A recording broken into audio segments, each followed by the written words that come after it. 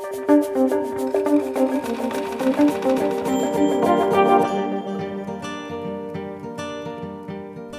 is former garment factory Jaba Garmindo in Jakarta, Indonesia.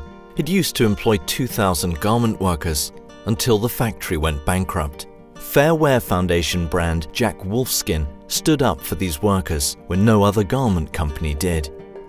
This is Melanie. She works at Jack Wolfskin, the German clothing brand that used to buy from this Indonesian factory.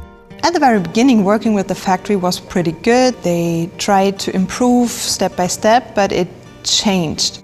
This is Yaya. She used to work at Jaba Garmindo as a seamstress. Waktu itu sangat senang sekali kerja di Jaba Garmindo.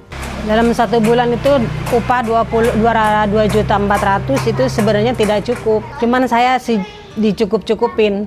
After the first audit, it looked quite promising, but every year it worsened, and shortly afterwards, I think in 2013 or 14, we received a complaint that the workers don't receive their due wages, and then it became soon clear that the factory is going bankrupt.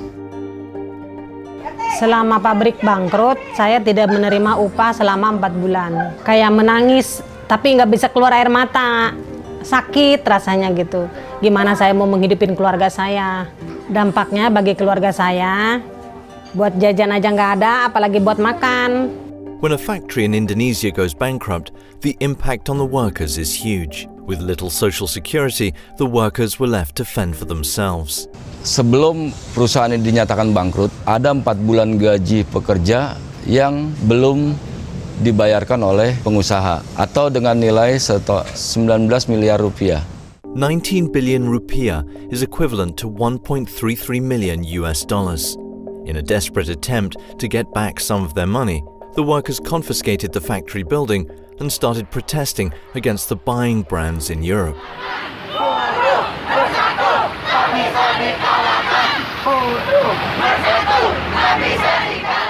Kami memang yang sebagai para pekerja itu sangat merasakan bagaimana tertindasnya kami. We felt like we have to do something, and we considered our options, and we prepared a fund. We organized a meeting together with the trade unions, the agents, an NGO, and Fair Wear Foundation to work out who this money would be distributed to and how we would do this.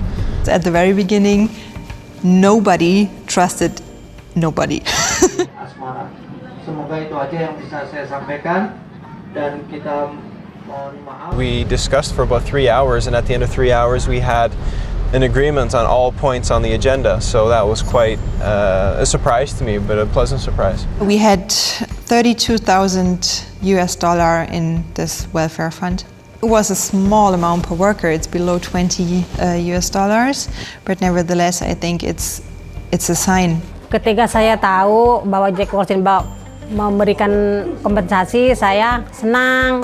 Saya senang sekali, alhamdulillah, walaupun jumlahnya nggak seberapa, tapi cukup lumayan untuk mengobati hati kita yang luka selama 2 tahun berjuang. The next question was, how do we get that money to the workers? And that was a very complex question. It was so complicated to find ways to spread the money over the 2,000 workers. Together with the curator, they gathered all the bank account details and distributed the money. We invested a lot of time and effort into it because we feel it sets an important precedent.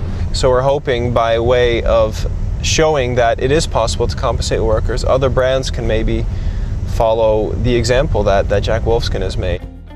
$20 or even a little less is not enough, and it's really not reflecting the workers' losses, but showed also to the workers that the brands they are working for are taking their responsibility and not just simply going away, don't care.